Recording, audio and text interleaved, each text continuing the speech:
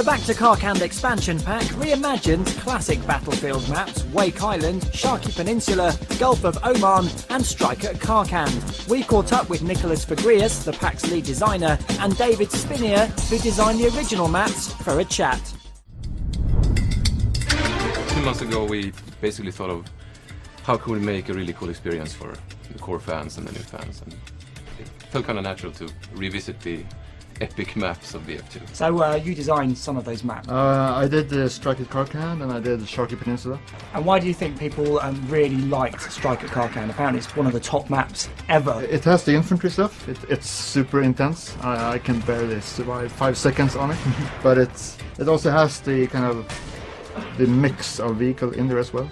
Also, I had a very specific kind of design idea for it when I designed it originally, and I think that part kind of came through. And Nicholas, you've been applying the Frostbite 2 touch to Strike at Karkand. How's that been for you?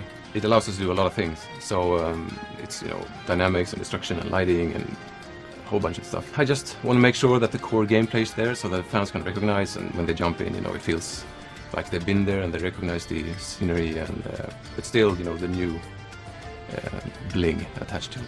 In terms of destruction, how does that alter the way people might play the map?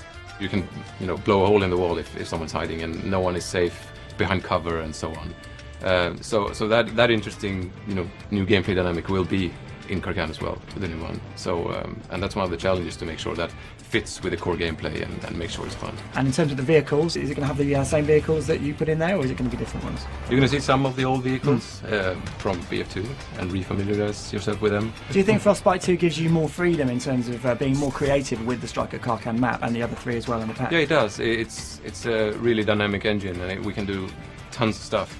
But again, we want to make sure that the core gameplay is still there. But then on top of that, we want to add all the new stuff that Frostbite offers. And will there be different game modes in there as well? You will be able to play Rush on Karkand, yes. So ultimately for you guys, what do you think is more rewarding? Starting afresh and coming up with some new map designs, or maybe changing one that already exists, such as Strike at Karkand, and giving it a new lease of life? Personally, and this is just me, I love creating new maps, but it's been really interesting, kind of rewarding to see these guys work on something I did. I think we got a new audience just releasing BC Bad Company 1 and Bad Company 2 for consoles. So I think it's a real opportunity for new players to experience these old maps. So David, you're working on Battlefield 3. You've probably seen most of the multiplayer maps. Is there one you've seen already that you're thinking, that could be the next Strike at Karkand? Every game we do will have a map that kind of stands out, that is more popular.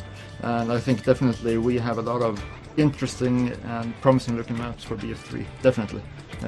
Kind of in the same vein with the infantry experience and the urban settings, so it looks very, very promising.